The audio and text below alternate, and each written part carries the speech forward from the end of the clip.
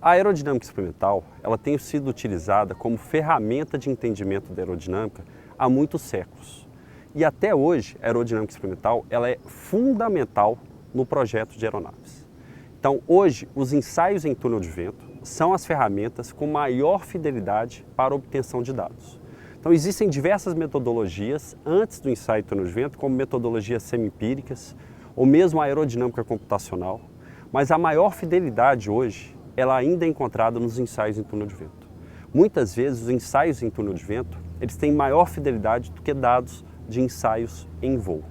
Então a aerodinâmica experimental ela trata exatamente disso, de entender quais são os dados que podem ser coletados em túnel de vento, quais são as limitações que existem para coletar esses dados, já que não é possível colocar a aeronave em escala real, normalmente não é possível por limitação de tamanho do túnel, a gente tem que entender qual que é a diferença daquela aeronave reduzida, que a gente chama de modelo, que é testado no túnel de vento, e da aeronave real.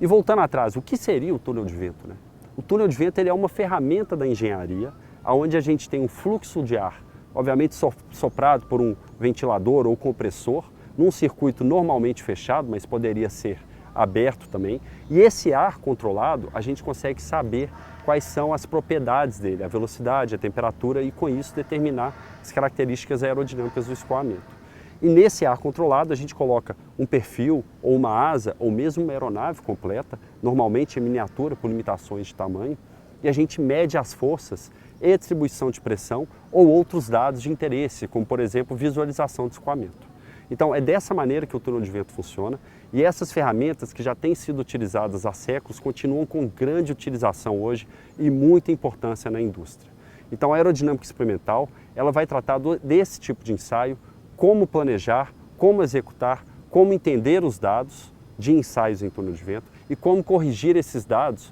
para que eles sejam realmente fiéis do voo da aeronave.